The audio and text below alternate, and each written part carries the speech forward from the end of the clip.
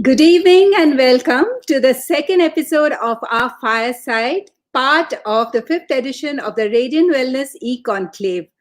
As I think of fireside chats, I remember those days when David and I used to invite friends over a cup of tea or maybe a glass of wine with our backs to a fireplace or a Bukhari whenever David was posted to a hill station, and we would have these animated conversations, dialogues, debates, talking on so many topics.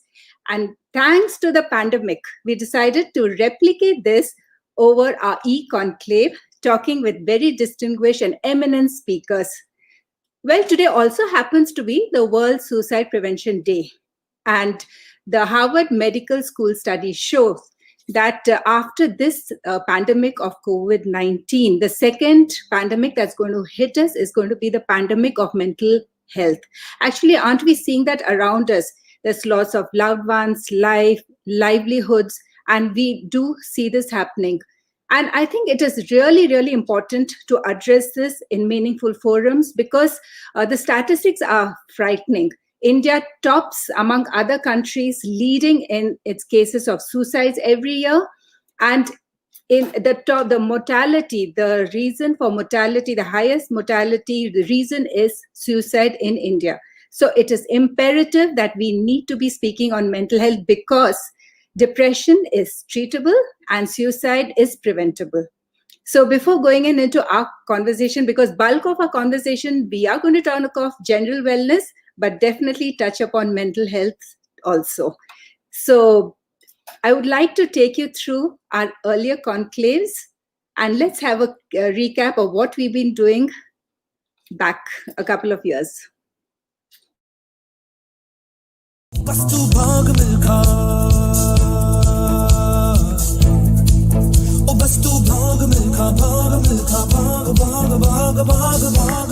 The one stumbling block becomes the choice, the hard choice that she has to make, which is, I'm a mother and I have to sacrifice 5 to 7 years of my career.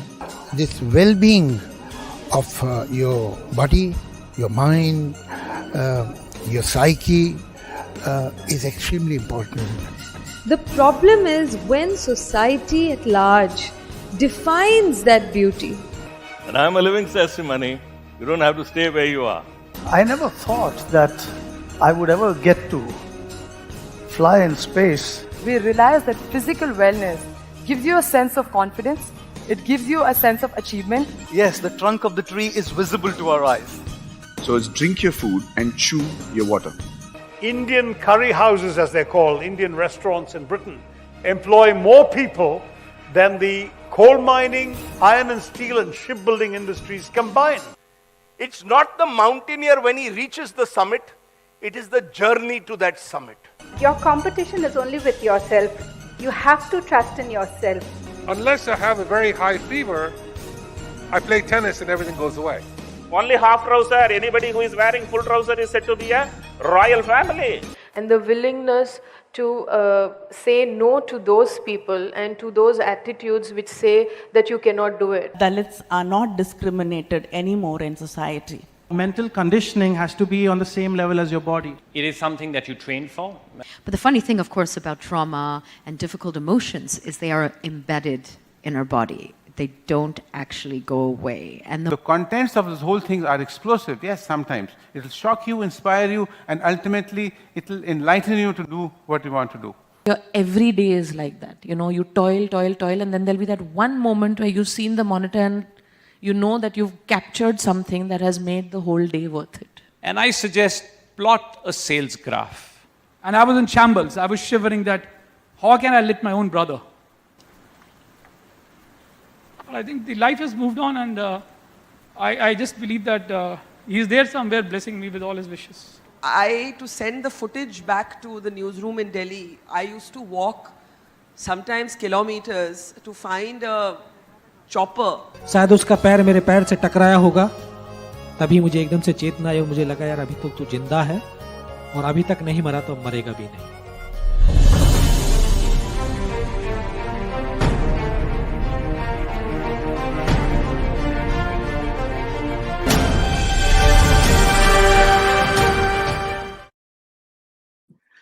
And now I would like to invite my husband, the patron of the Radiant Wellness Conclave, and the founder, chairman, and managing director of the Radiant Group of Companies, Colonel David Devasahayam, to introduce and welcome our very distinguished guest this evening. Thank you so much, Ma. In fact, you made me pretty nostalgic talking about those wonderful fireside chats that we used to have in the hills when we were posted in the hill station. In fact, if you remember, we all used to stand with our backs to the fire and have those animated conversations. But the most important thing of those conversations was the guests that we had that evening. And as we tend to replicate the same fireside chat today, I don't think we can hope to get a better guest than what we have this evening. Let me briefly introduce her. In a career spanning 40 years, she has acted in more than 140 films. And India's legendary filmmaker, Satyajit Ray, called her as India's finest dramatic actress. She has won the National Award for the Best Actress no less than 5 times. And she has won every conceivable award for an iconic performance by an actress. Every conceivable award has been won by her. She's also a Padma Shri and a Padma Bhushan. I can rattle on and on. I started making notes last evening, and then I thought it would be better if I just showed you a beautiful film that covers this iconic life of hers so far.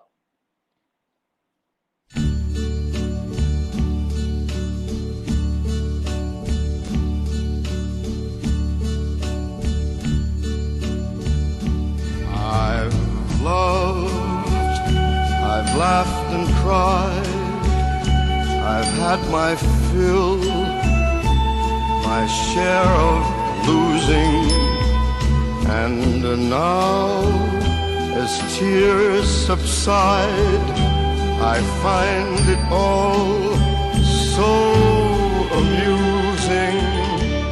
Yes, there were times I'm sure you knew when I bit off more than I could chew.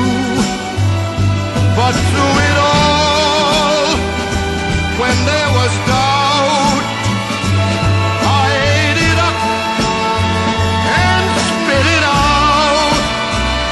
I faced it all and I stood tall and did it my way. To think I did all that, and may I say, not in a shy way, oh no, not me. I did it my way. Yes, there were times I'm sure you knew when I bit off more than I could chew. But through it all, when there was doubt, I ate it up and spit it out. The record shows I took the blows and did it my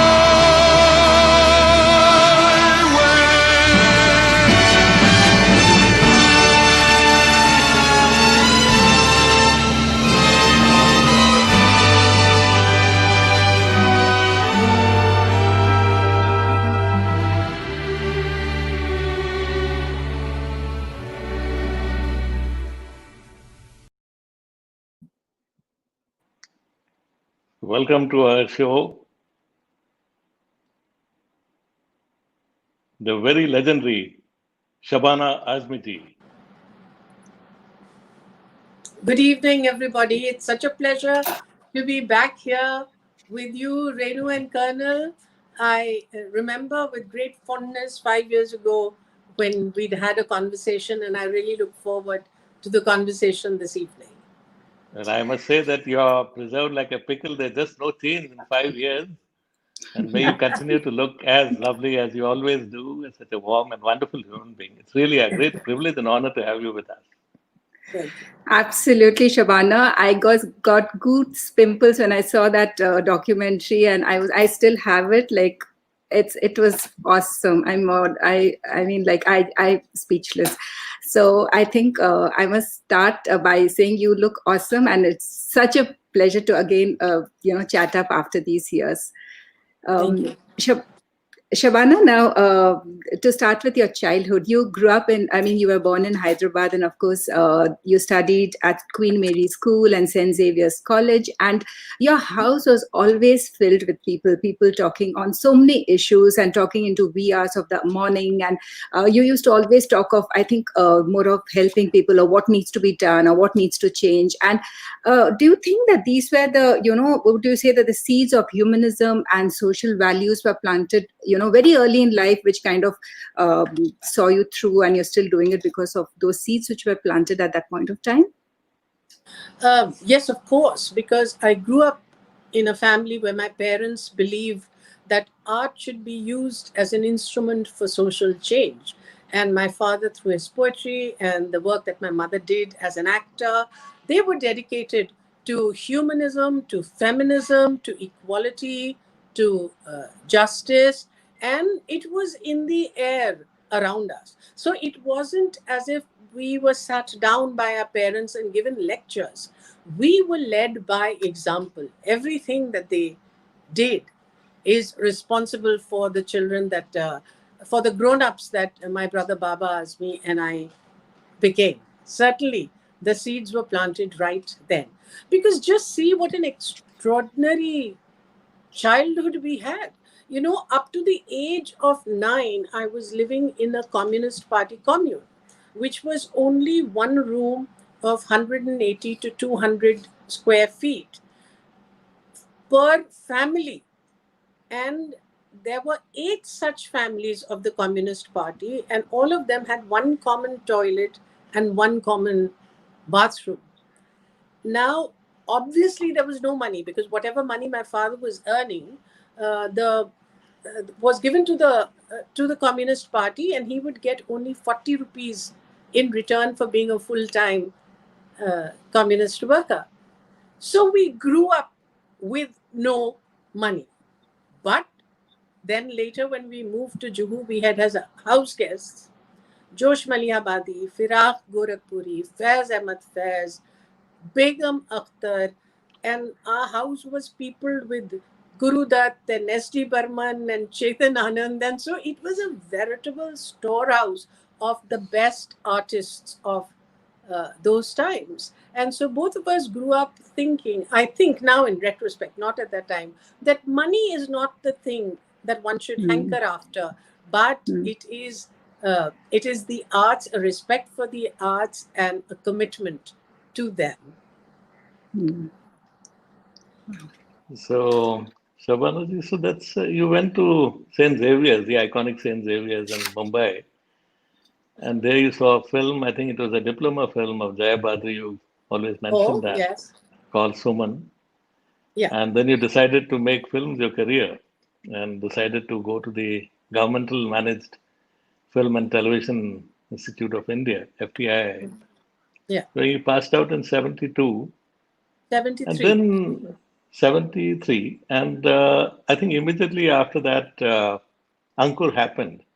Ankur was your first release, and Shyam Benegal, then it was a debut film for him. And so, you had these social values deeply ingrained in you. And the first film you do, and then you became an icon for parallel cinema. It was about a zamindar, and the underprivileged, and you played an underprivileged girl being exploited. So how exactly did that happen? I mean, it was just kind of you stepped into exactly what you had been thinking about, and you got a vehicle to do it. So Can you tell us a little about that period of your life and what was actually going on in your mind? Well, I've always believed that I've been fortunate to be at the right place at the right time.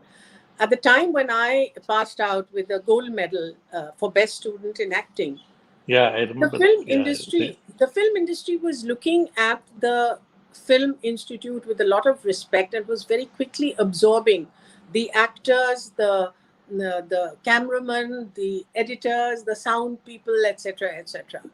And I was really very lucky because I was still a student at the institute when Khaja Ahmad Abbas came to the institute and signed me for his film Fasla. Now, he had known me as a child because he was a colleague of my father's.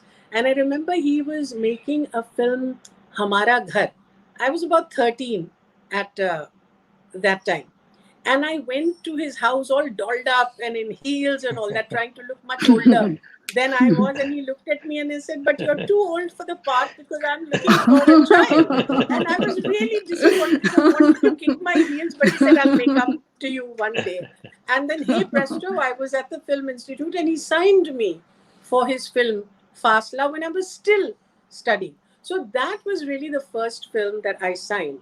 Then it gets even better because I passed out of the institute on the 30th of April, and on the 1st of May, I was already shooting for Kantilal Rathod's Parinay. Now, what are the chances of something like that happening? And then Shyam Benegal's Ankur became the first released film. So in that sense, I had 3 first films, and all of them served me in very beautiful ways. When I went to the sets of Shyam Benegal's film, I was this Western educated Mumbai St. Xavier's College student who had never stepped into a village in her entire life. And so Shyam Benegal made me dress up in the clothes of the character and said, just walk around in the village so that you get the walk properly. Now, I remember I used to have a problem sitting on my haunches. I couldn't sit on my haunches.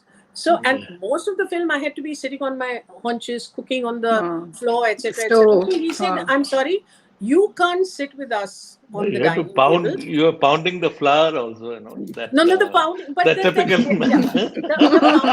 The pounding of the mirchi is different. But listen to this story. So he said, "You can't sit with us at the dining table, and you better learn to sit on your haunches and sit in a corner and have your lunch there."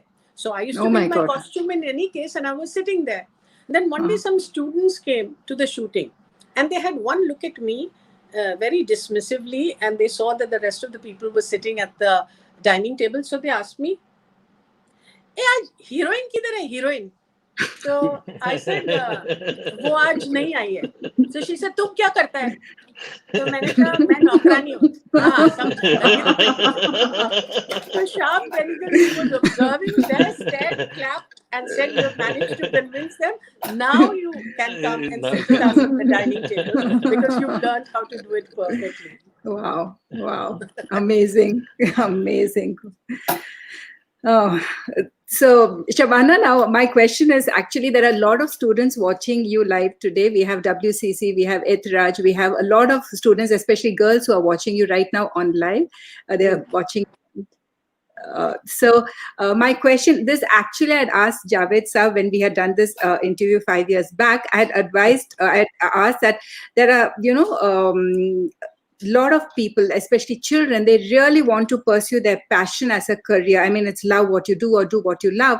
And I remember reading somewhere when, you went to your father, Kepi Azmi Saab, and you told him that, will you support my decision if I was to become an actor? And then he looked at you and said, yes, I would support you, provided you tell yourself that you would be the best mochi in town. And I think you have surpassed, I think that was such a profound statement. And I think, that was something which you took. But what would be your advice to all these students watching who are passionate about something, they really want to pursue it as a career, but then there is that thin line that whether they would be able to provide livelihood if they did so, So what is that thin line and what would be your advice to them? Well, firstly, just allow me to correct a little bit of what you said. When I told my father, will you support me? He said, I will support you in whatever decision you take. Tomorrow, if you decide to become a mochi, a shoemaker, I will God support bless. you in that even, provided you tell yourself that you will try and be the best shoemaker in the business. Now, having that kind of unstinted support from my father really gave me a lot of confidence, and that is the kind of support I would like to give the younger generation. But with a caveat, people who want to become actors, I want to tell them, don't do it. Don't do it unless you want to do it so bad that you're willing to give up everything for it. Then, if you are totally committed, then take it up, because it's a very, very hard profession. You have to face rejection on a daily basis. If you take up any other profession, if you take up a job, then okay, maybe you're not successful in one or two job interviews, but then finally you get a job and then you get a sustained salary and it goes on. But over here, even after you have done a film or two, it is still possible that you give an audition and then you get rejected. So to have the strength to face that rejection on a daily basis, you have to be very, very committed to the idea of becoming an actor. Anybody in the movies or in arts or in theater, painting, literature, what have you. But if you have the passion and you are willing to give it your all, remember that whatever seems seemingly very easy comes only after a lot of hard work and a lot of sustained hard work. I mean, how do you react to the fact that till today, Asha Bhosle, who has just turned 88 2 days ago, does her riyaz every single morning? Yeah. To be an artist, that is the kind of commitment you need. But one thing I want to definitely say here, that we are a bit in a quandary, because one of India's greatest strengths is that we have a very young population. 50% of our youth are under the age of 25, and this is our biggest resource base. A lot of them have aspirations, and yet they have nowhere to turn to. So there is a lot of frustration over there. And we will be talking about our film, Me Raksam, a little later. But it deals with precisely that issue. What I am saying is that people who want to pursue their love must first get an objective opinion from people around them who really, really care whether they think they have the talent. That is important.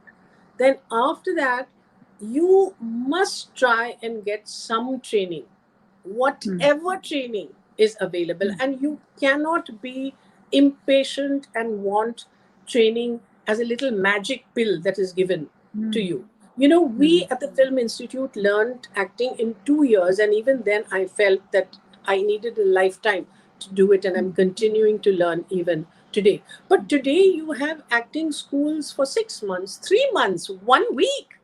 And I find it absolutely shocking that you think you can learn acting in 1 week. And similarly, with a singer or a pianist or anybody else, it requires a lot of dedication. But I want to tell the youth, don't give up in despair. Learn to have a realistic analysis of your talent, and then be ready to face it all. That's a nice answer, Shabana. It's such an important statement. Yeah. And well, let's progress a little further in this beautiful life of yours. 83 to 85, amazing years. Because again and again, I mean, Arth, Khandar, then Par, national, the best actor, the national award for the best actress. And I remember we were all young officers then, and we went to see Earth, and all of us fell in love with Pooja, the character that you play in Earth. And we were all, I you know, noticed that I noticed 1 second. I noticed that because Renu's by your side, you are being careful enough to say, Pooja, I'm not Shabana's colonel. You're a smart guy. so art has been a vehicle for social change, you know. So, but that beside, so in that movie, at the end of it, there's a strong feminist message. When you reject the advances of both the men and you decide to strike it out on your own, take care of a young girl and move out. That was in 83, 27 years back. So as Renu was mentioning today, we have a very large young female audience today listening in from the various colleges. So as a feminist in today's times of women's emancipation, what would be a quick message to them? Well, I think the women's movement has come a long way.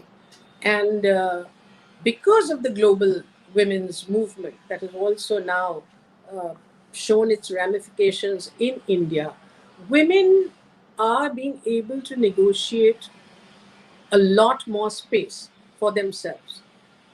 But you know, India is a country that lives in several centuries simultaneously. We have people living back to back in the 19th, 20th, and 21st century.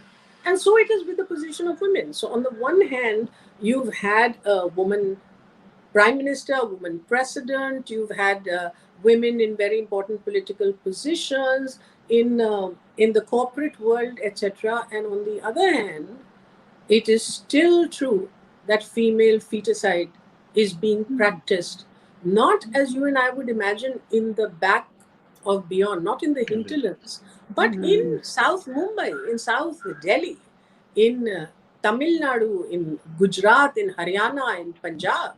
And I find it completely shocking that this is being allowed and we are taking it because obviously violence against anybody, women and girls, is not to be tolerated. But imagine being punished and not being allowed to be born because you're born female.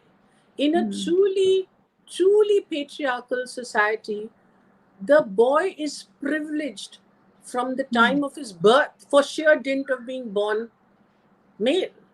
Mercifully, the matters are not so grim anymore. And a lot of change is happening. And a lot of change is happening because I think all over the world, empowerment of women is considered not a buzzword, but also necessary for the progress of a country, of its community, and its economy. If 50% of your people are kept in a secondary position, your economy cannot be of any help. So, all that, I think there's a lot of change that is happening. But to women, the women who are watching today, I think we not only need to stand on our own feet and to fight our way, but we need to make bonds with many other women who are struggling and need to come together as a community that asks for its rights. We have to say that patriarchy in the form that has existed, we are not going to take anymore. Okay, so what can we do about it? As women, what we can do is how do we raise our sons? Daughters, of course, you raise, but how do you raise your sons to respect women, to treat their sister as equal, to see that they treat their partner as equals, that masculinity is redefined, that masculinity is not about just power and pushing your muscles, but it's also about sympathy, justice, sensitivity, etc. So ultimately, it is the mother who can give this very invaluable lesson to her son. And I think that is something that each of us consciously need to do. Absolutely. Very well said. Absolutely. Wouldn't agree more than that. To train your sons or your brothers to tell them, that's the true masculinity. Absolutely. So, Shabana, you've been involved. I saw the the little documentary on your life, and I've seen how involved you've been in social activities like, improving the living condition of the slum dwellers, or relief work during the earthquake, or improving the child, survival rate, and so on and so forth. There's a lot of work that you've been doing. So, what's actually impelled you? You're not happy just being a film star, an actor, a glamorous person, and someone who, but then you are willing to go down to the streets, and your heart just reaches out, and you're doing such amazing work. So what is it? Is it a particular incident in your life that has impelled you to do this, or is it just by nature you're a very affectionate person, or what's that thing which separates you from anybody probably in your position? The fact is that I should always have been as invested, given that I was Shaukat and Kaifi's daughter. But there was a time when I was so busy in my career that I'm sorry, I'm getting lost. No, I think here. the other way around. Other way around. Other way around. Yeah, that's better. that's it. Yeah. That's good. Yes, that's good. So I was I was so busy in my career that I was not even reading the newspapers. And I used to say all this politics and all this chakkar, I don't want to be involved with it. And it's to my father's credit that he never pushed me or never expressed disappointment that it's my daughter and she's not involved socially at all. But I think he was so certain that the soil was so gilly, matti itni gilly thi ke ankur to phutega hi. That this soil was bound to take root. And that's what happened. My father has written a very iconic poem called Makan, which is about the plight of the construction worker who, by the dint of his sweat and blood, helps build this fantastic mansion. And once the mansion is made, a chowkidar is posted at the gate, and this very worker is not allowed to get into the gates of the building that he has helped construct himself. And so he had said, "Aaj ki raat bahut garm hawa chalti hai. Aaj ki raat na footpath pe neend aayegi. Sab utho, main bhi utho, tum bhi utho, tum bhi utho. Koi khidki isi deewar mein khul jayegi." Now that poem had a deep, deep, deep resonance with me. And somewhere the plight of the slum dweller was ignited because I used to feel how unfair that 70% of the population of a metropolitan city like Mumbai lives in the slums. They are the people who service the city. If all 70% of them decided to go on strike, the city would come to a halt. Yeah. These are the people who drive your cars. These are the maids who look after your children so that you can go and do your work. These are your bank clerks. These are the factory workers. These are the people who are making the city work. We cannot just use them for cheap labor and then expect that they will disappear into thin air. And so that's how I got involved with a group called, with an NGO called Nivara Haq, which means the right to shelter. And I'm very proud to tell you that Nivara Haq has built free houses for 50,000 families in Mumbai. And this is the single largest rehabilitation project in Asia.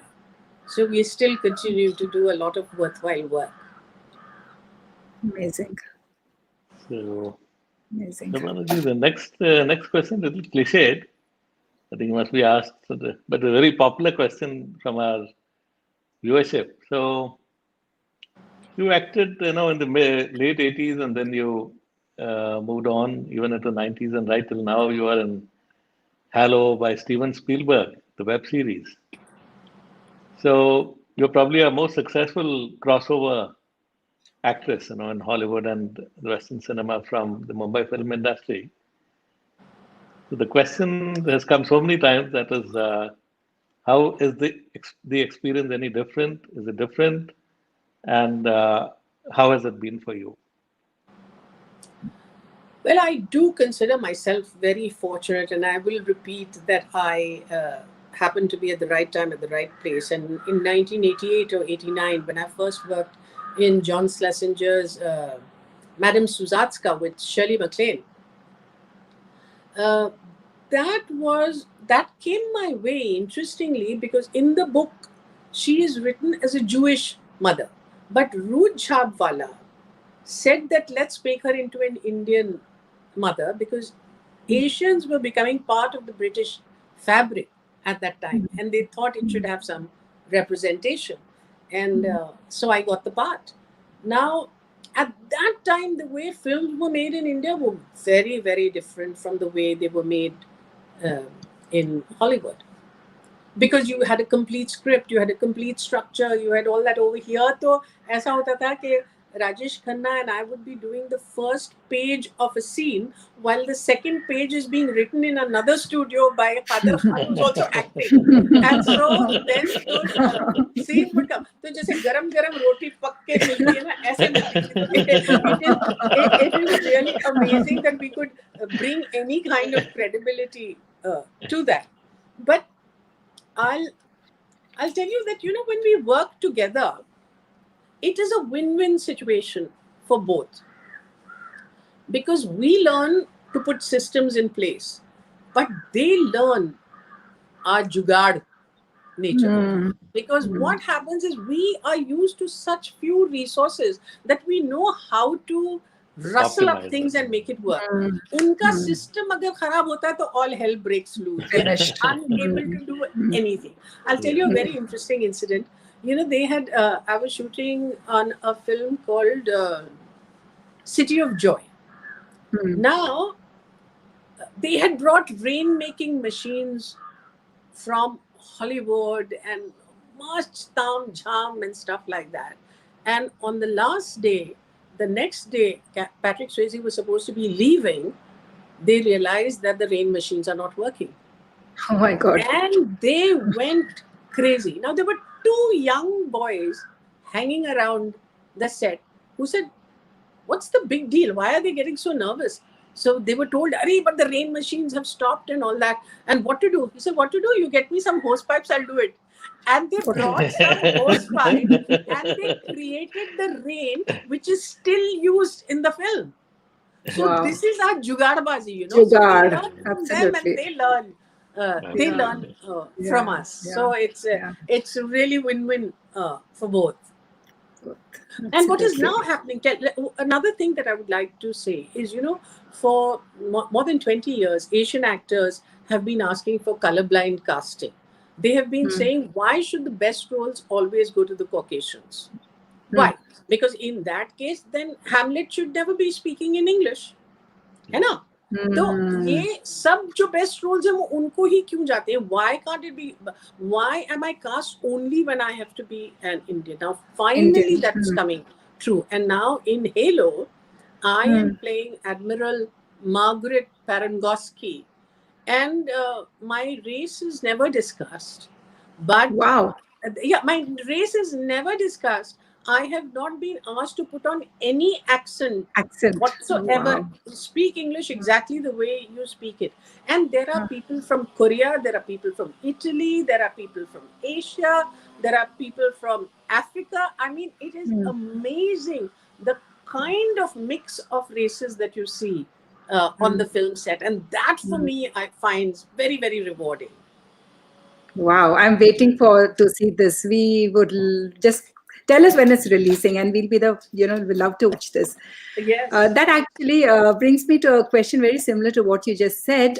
People everywhere are vying for a very stereotype, they're wanting a particular body image, they're not happy with what they're born with, they want to be slim, they want to be tall, they want to be fair, they want to, have a zero size, and they do not kind of accept the way they look, the way they feel. And especially in the glamour industry, I think the need is there. I don't know whether it's changing, but then there is still so much that and this creates a lot of mental stress. I have patients who actually, you'll be surprised, Shabana. I have a friend of mine, a dermatologist, and her a patient of hers came with a 3-day-old female baby and said, I want you to make this baby fair. And she said, what? Your baby is just 3 days old. She said, no, it's okay. I know the modern medicine. Please make my baby fair. And when she tried to give her gyan about accept your baby the way it is, she's beautiful and all, she just gave her the most dirtiest look and she walked out and said, I'll find someone else.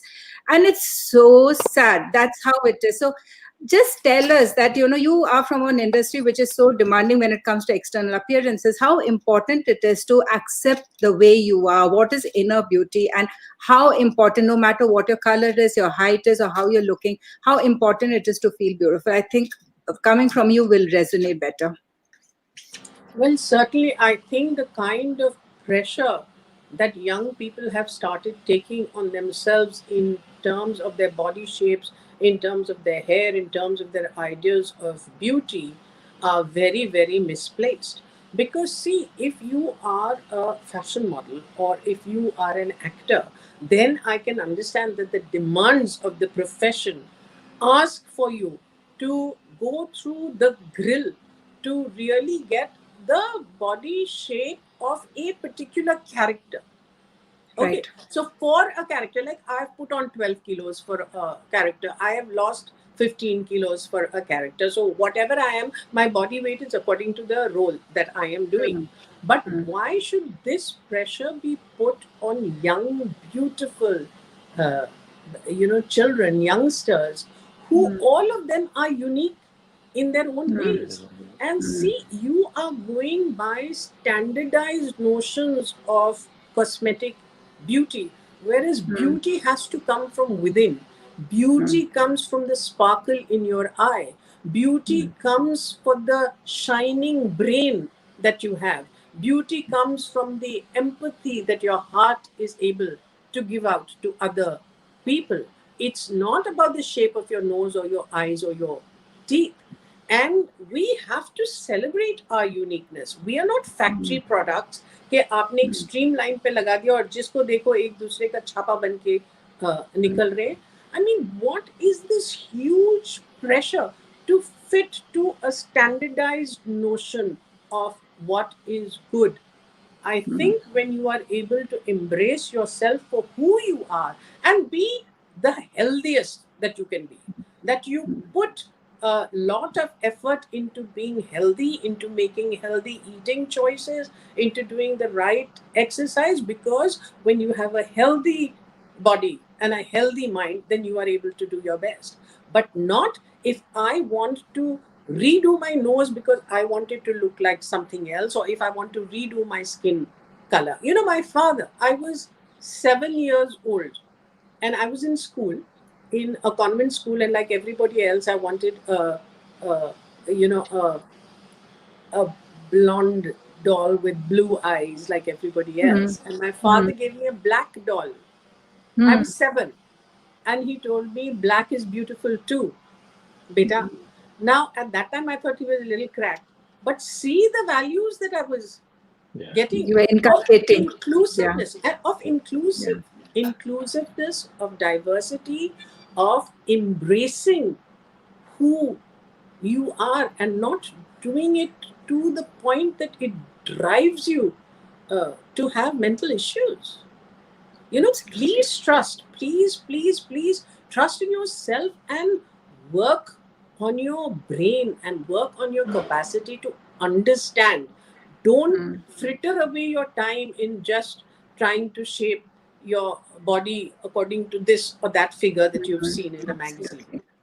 Absolutely. So true, Shabana. If you page through the matrimonials in South India, you will not find a single dark girl. Almost everybody is. Let me tell you, when I first went to France, now I was very skinny in those days and I had buck teeth. And I was, the film magazine used to say, buck tooth Azmi, and make me very conscious of my teeth. So I used to sort of try and hide my teeth when I was laughing, or I'd cover my face or something like that. And then I went to Cannes, to the film festival with Nishant. And they went on and on and on. They would put my pictures everywhere and they would call me this beauty, this exotic beauty from India and all that. And I would turn around and say, are they talking about me? And then I told a couple of journalists, but I've never heard the word beautiful for me ever. I've always heard very good actress, but I've never heard beautiful. How come you're considering me beautiful? So they said, who in your country is considered beautiful?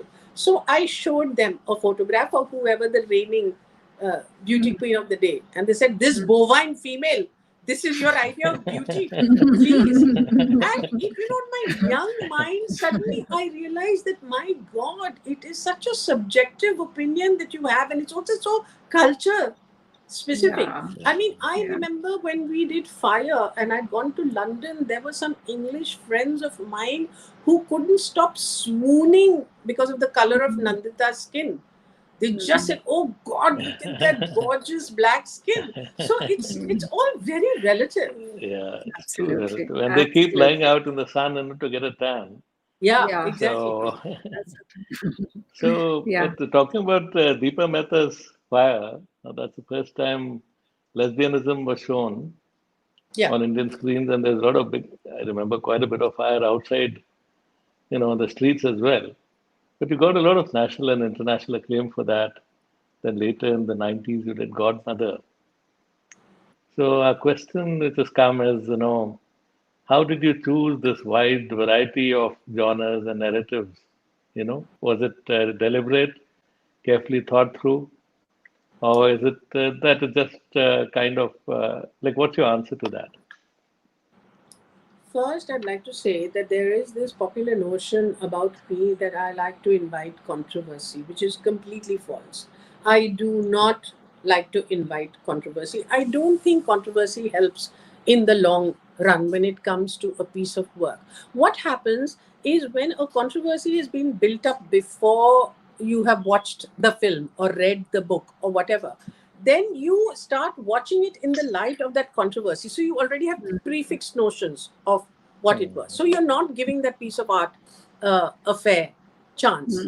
But that doesn't mean that I will not take up something that I know might prove to be controversial, but I know that it is something important that is being said.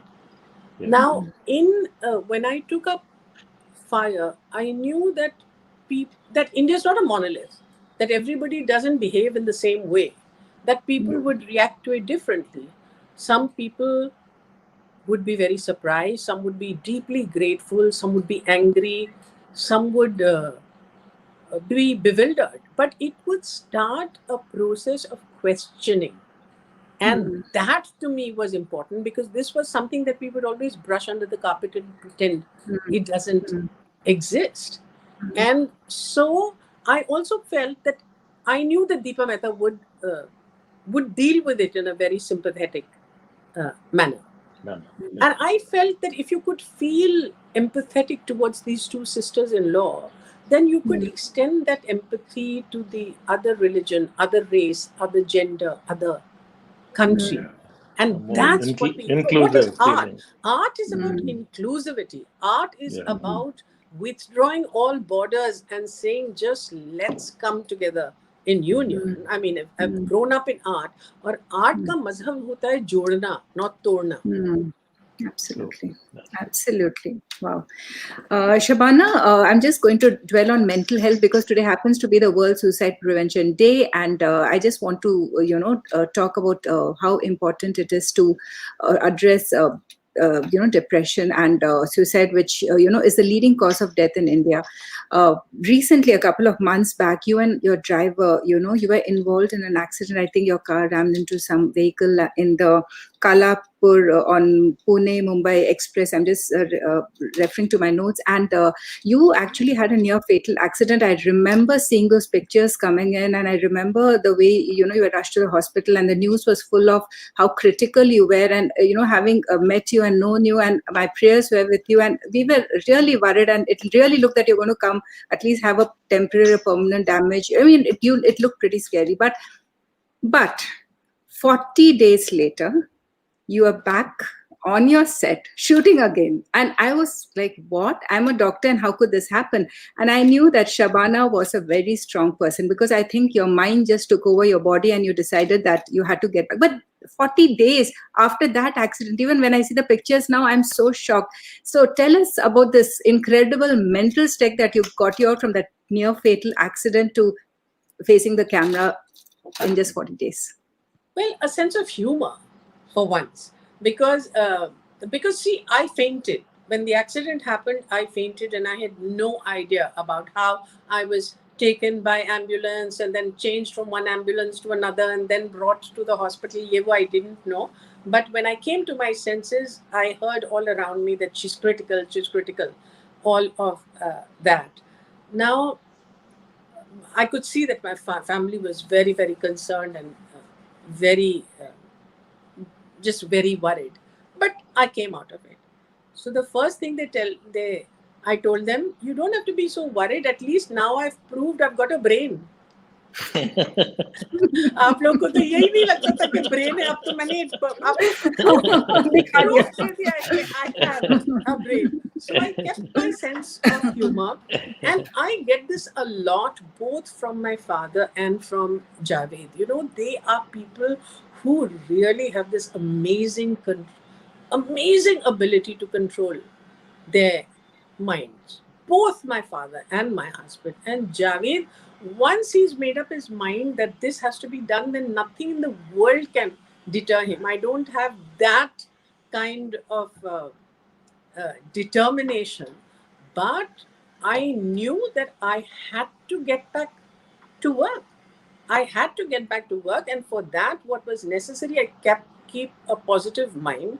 What was necessary is that I do my physiotherapy, and I keep my goal very, very clear, that I have to go back on the sets, and go back on the sets, mind you, to Budapest on Steven Spielberg's thing. Yeah. It was not even that it was in Bombay, in Mumbai. I had to make that journey all the way. And the very first day when I went, it was a very tough scene that I had to do. But it was really willpower, that this is something that you have to do. And I think two things. A, that the mind can be your biggest friend, or it can be your biggest enemy. You have to train your mind to become your best friend. But often what happens is, when people suffer from anxiety, when people suffer from depression, they are not taken seriously. I think they themselves don't take themselves seriously, and the people around them don't recognize the symptoms. Absolutely. And that, I think, has been very harmful for young people. Very, very harmful. And so we have to be able to recognize people who are going through stress, going through anxiety, and instead of just saying, oh, stop being anxious. You can't stop being anxious just by somebody. You have to give that person some tools by which the person can stop getting anxious, right? Yeah. So you have to try and get help. You have to try at the earliest to get a good counselor to speak to your child, and then teach the child breathing exercises and give the child confidence that she should be able to speak to you about her mental problem just as easily as she can speak to you about a cough or a cold or measles or anything else, or a broken foot, for instance. Absolutely. Why is there so much stigma attached? Either there is stigma attached to it, or we don't take it seriously at all. Both of which are wrong, because so many of these are entirely curable diseases if they are recognized in time. In India, we don't take note of mental illness. Let me tell you, the first time that I came across a suicide was a 14 or 15-year-old friend of mine who jumped from the 9th floor of an incomplete building. And there were many, many whispers at that time that, you know, she did it because she was a lesbian and she didn't know how to deal with it. Now, how sad, whether she was or not, but how sad that a 14, 15-year-old should be driven to take her life because she feels she doesn't fit in to what society has decided for her. What kind of people are we if we are forcing young people into these situations? We have to examine ourselves also, and we have to be far more empathetic to the young. Absolutely, absolutely. So from again one of our young viewers, a question. Shabana ji, all of us, our lives are wonderful tapestries of great experiences. So what is the event or a phase of your life which you feel would make a great movie? My whole life.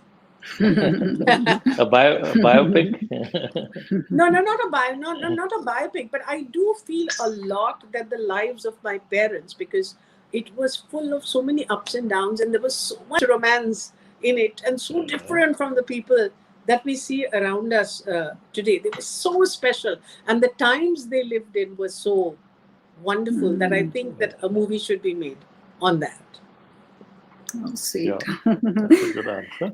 Yeah, Shabana, this is again especially for the young population whose generation who's watching this show today. It's for them that today both your parents have, you know, been very successful in their own fields, and they've been. This is something which you as a child have seen that success, and in spite of that, created a niche for yourself, a very, very powerful niche for yourself.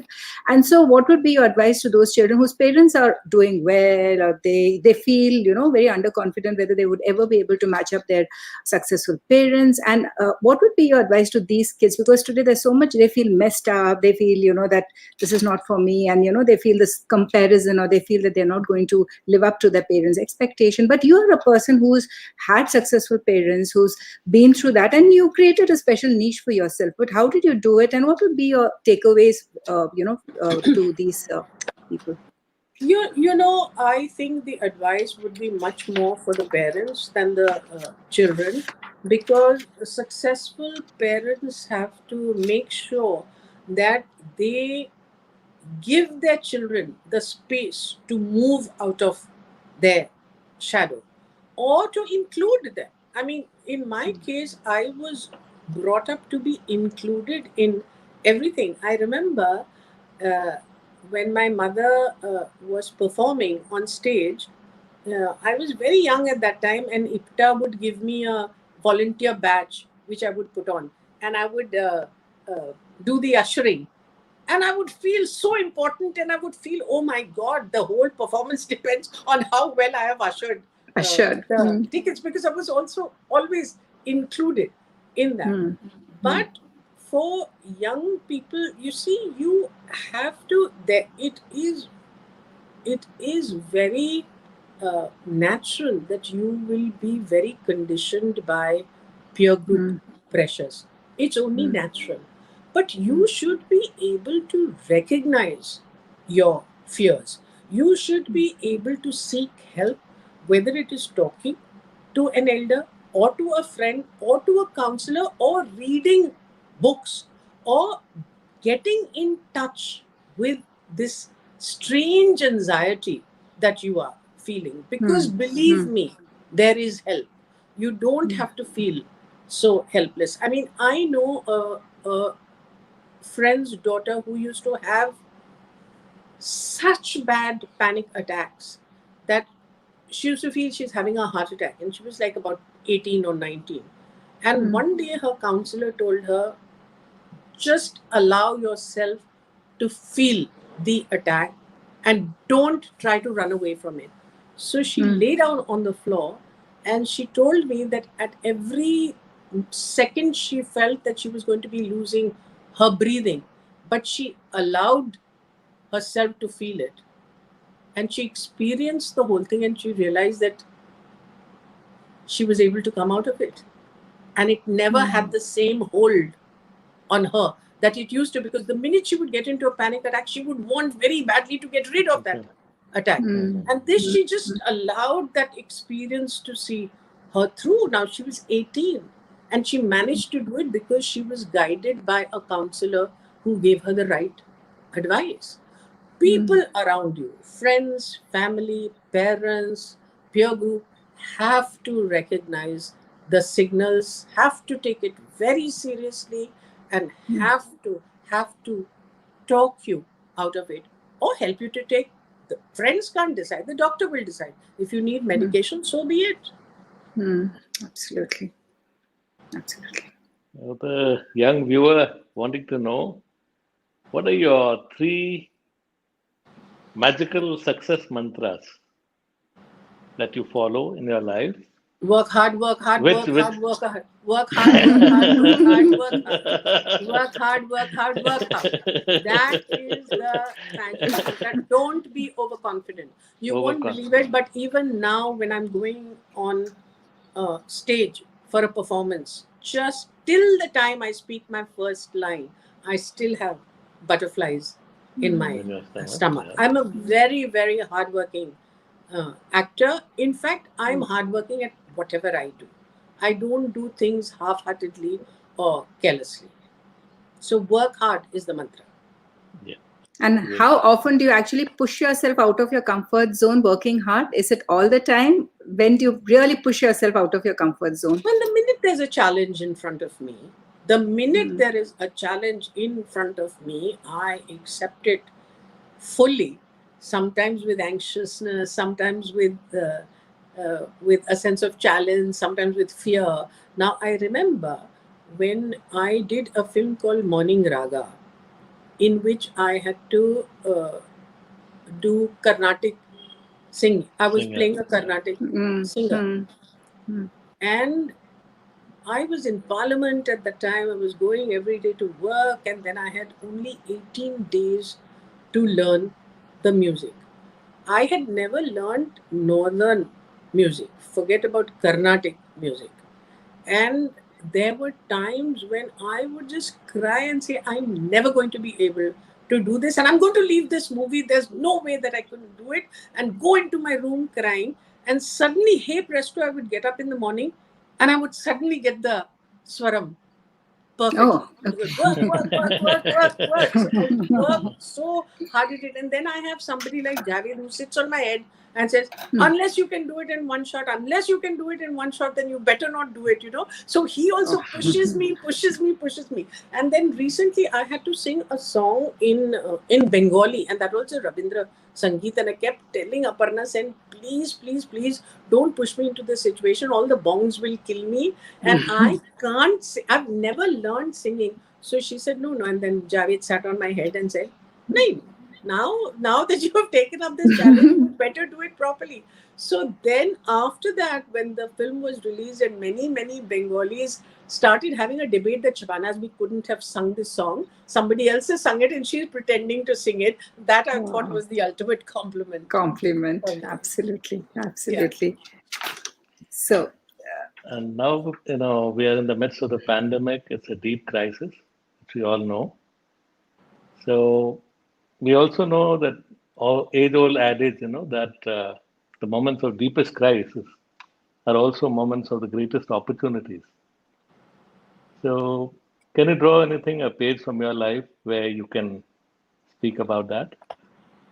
Well, firstly, I think that what this pandemic has taught me is the importance of the here and the now, almost in a kind of meditative way.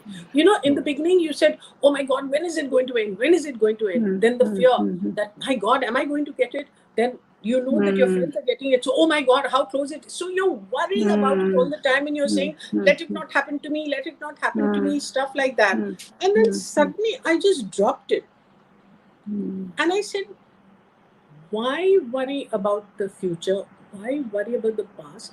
Live in this moment as you see it, here and now. And that brought so many changes in my way of thinking, made me so much more empathetic to people. What the pandemic has done is really made us aware of how deeply connected all of us are. Forget about human beings, but even with nature. And then if you ravage nature in the way that you do, she is going to turn around one day and say enough is enough. So I hope the new world order will be one in which we help each other more. See that as our primary duty. Become less selfish and also live with nature in a sustainable way. Now, if you can come, I learned that I have so much, and why is there this insatiable greed in me? I don't need all these clothes. I don't need so many handbags. I don't need all these sandals. If there is nobody to see me, I'm happy to wear my kurta pajama. So is it every single day I want to have a new dress? Is it because I want to show off and not because it's something that gives me pleasure? Then let's get away with it. Less is more. I cannot tell you how much of my stuff I gave away and felt so much happier for it, that really we really need to lessen this take materialism that we have. That I think was my biggest takeaway. Absolutely, Shabana. Absolutely, Shabana. Let's talk about your movie, which you've come out with, and it's such a beautiful movie shot at your father's hometown. And before I'm going to talk about Me Raksam, I think our viewers should see a small trailer, and then I would ask you my question. हमने सलीम की बेटी को उस dance school में जाते हुए अपनी आंखों से देखा। जो ये बच्ची कर रही है दुरुस्त नहीं है। मेरी बहन की लाश अब तक ठंडी नहीं हुई और आप उसकी बेटी को नाचने भेज रहे हैं। तवाय बनाने का इरादा है क्या? मुस्लिम लड़की भरतनाट्यम इंटरेस्टिंग है। कौम के लोग बहुत खफा हैं इस बात से। अब भी वक्त है, अपना फैसला बदल लो, वरना क्या? भरतनाट्यम हमारी मुल्क की तहजीब का एक हिस्सा है। हमारे लोग तो कभी आपको अपनाएंगे नहीं, इस चक्कर में आप अपने लोगों से भी जाएंगे। कतरा कतरों से जब मिल के रहता है तभी दरिया बनता है। अकेली बूंद धूप नहीं सह सकती, भाप बन के फना हो जाती है। हम पर इतनी सारी मुश्किलें हैं, लेकिन कोई हमारी मदद नहीं कर रहा।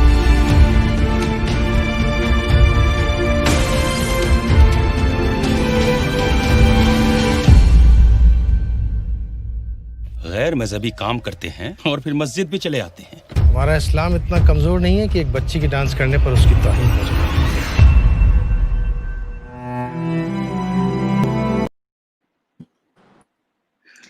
Shabana, your brother has, directed this movie. Baba Azmi has directed this movie, and I know it's very special to you because it's shot in your father's native village, Mijwan, and Aditi, I think, has done an incredible job as a protagonist. And what the beauty about the whole movie, apart from what I saw, was when I saw Arth and I saw that.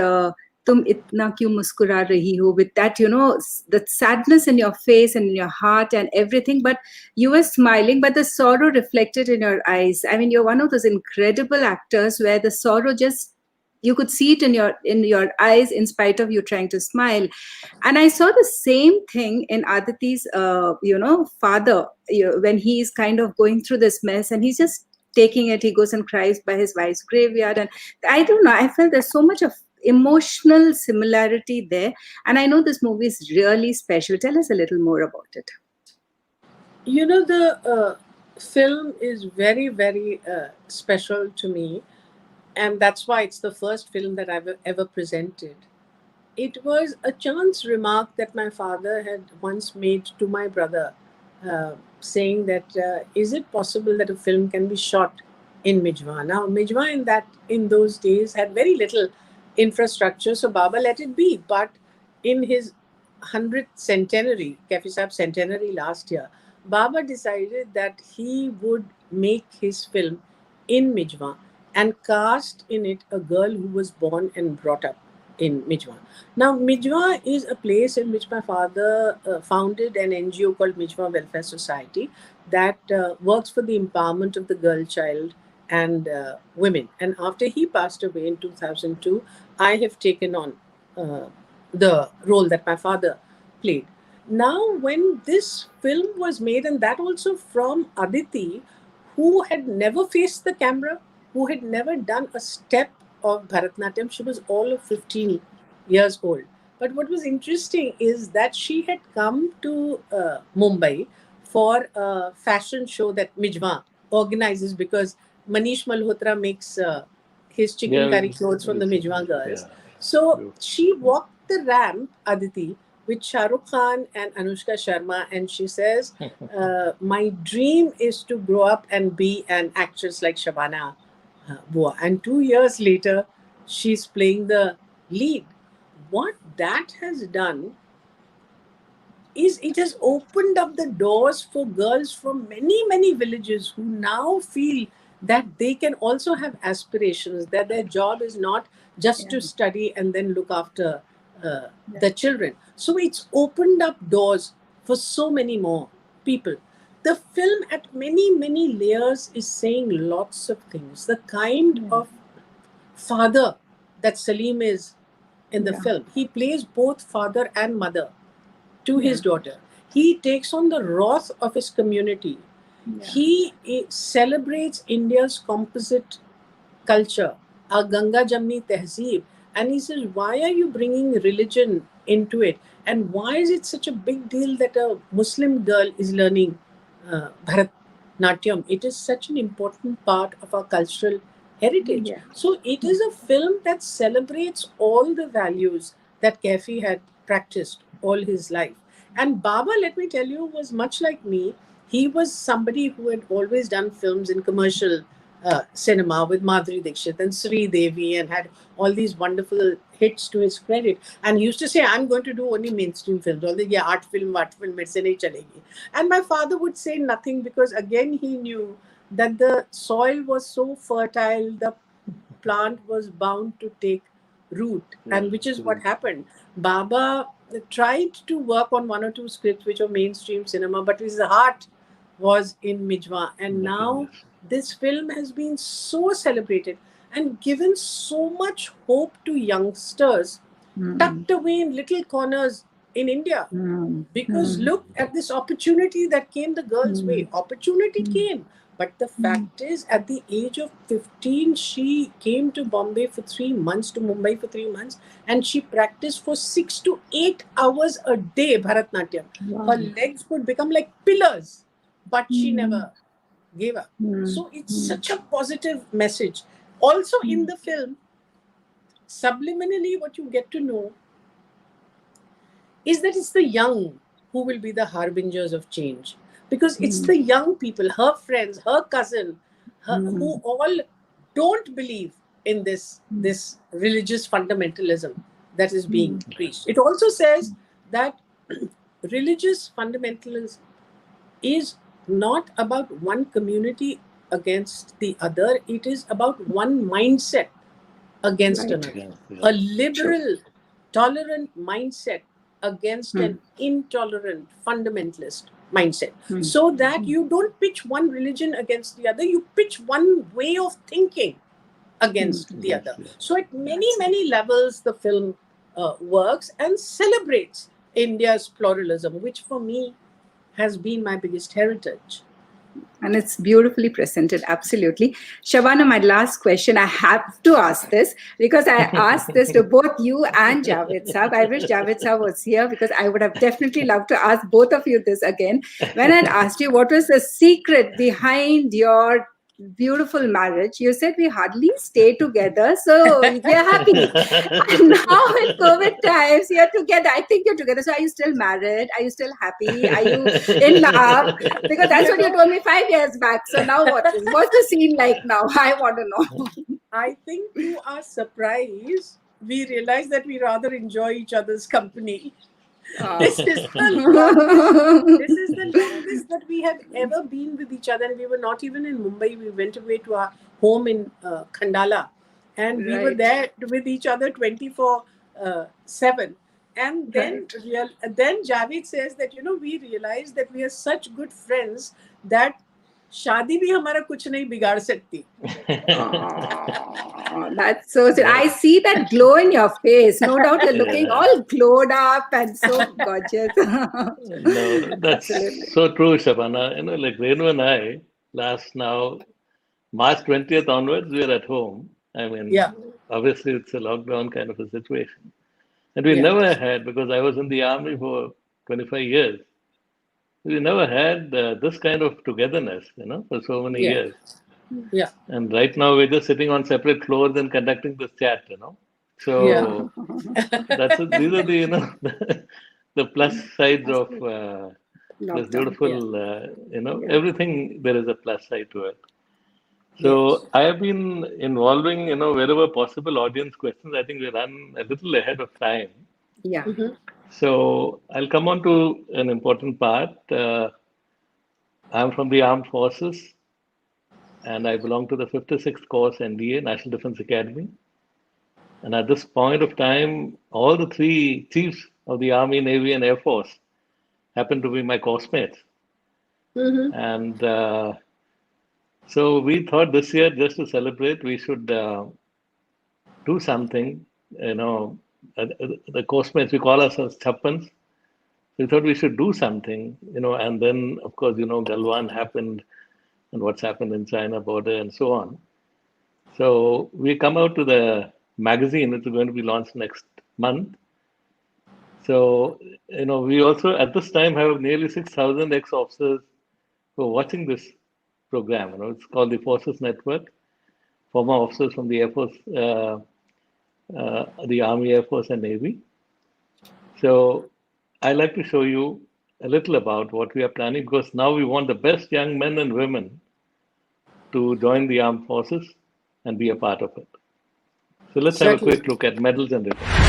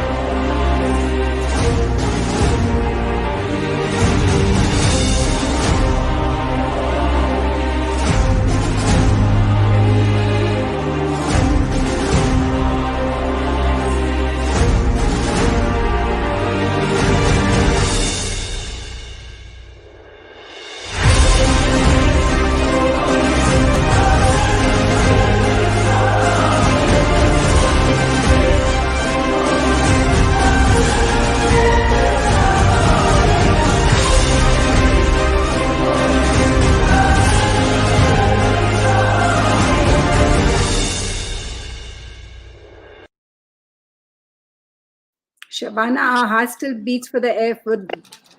Though David left the Army 15 years back, our heart still is entrenched and our heart beats for the Air Force, Army and Navy. We'd like to end with a little, something what we'd like to tell the viewers today about the Defense Forces. There'll be a lot of serving officers also who might be viewing, and their wives and their families who are in separation. So we'd like to say something. My great respects and my salutes to all of you, because without you and without you sacrificing great personal comfort, we would never be where we are, and India would not be able to raise her head high. And you are doing it, sacrificing your time with your families so that we can be comfortable with ours. There is no bigger service to the nation than you give. And thank you and salams to all of you. Thank you very much.